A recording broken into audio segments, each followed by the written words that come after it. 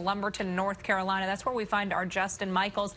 Justin, you know, I've been looking at some of the pictures you've been sending today, and every time you see the power of water, it's really staggering, like cars, drifted through a parking lot.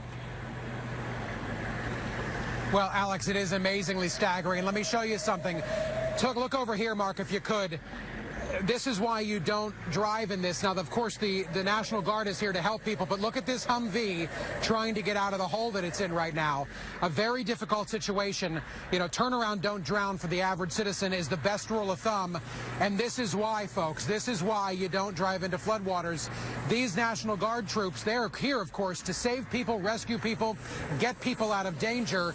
And it looks like they might be able to get out of here soon. But again, a very serious situation as the National Guard in a Humvee. We all think of Humvees as the vehicles that can get out of anything, right? Well, look how much trouble they're having. This is why you turn around, don't drown. Here in Lumberton, North Carolina, a really dire situation because this water is probably not going to recede for the next week or so. What we're standing in is water from the Lumber River, and it is clearly creating a huge challenge for these guardsmen as they were coming into this part of town trying to rescue people. And my friends, I think we might have a stuck Humvee. So, perfect example, folks. If the National Guard is getting stuck, you're going to get stuck too.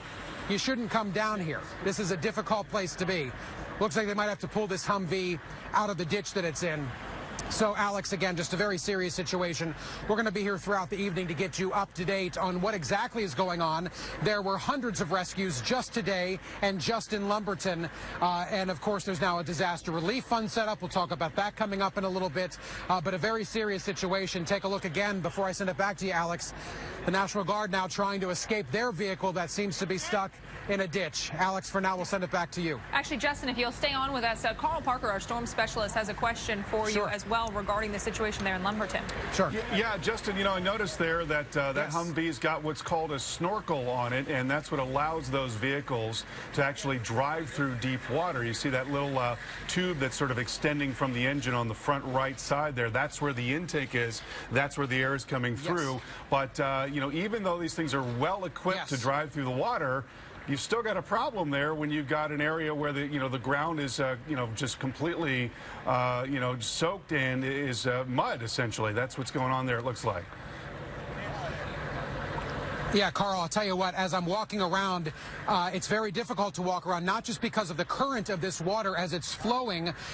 It seems to all be going right down Hilton Street here in Lumberton, but also as you're walking along, my feet continue to sink into the ground, exactly what this Humvee just had happen to it. I mean, take a look here. You can see the mud coming up on the passenger front wheel, right? Take a look at that. You can see the tire and the wheel in the mud. Look how deep it is. This is a real problem, and this is, again, I can't, Alex and Carl, we can't say it enough. Turn around, don't drown. Here's a perfect example of that.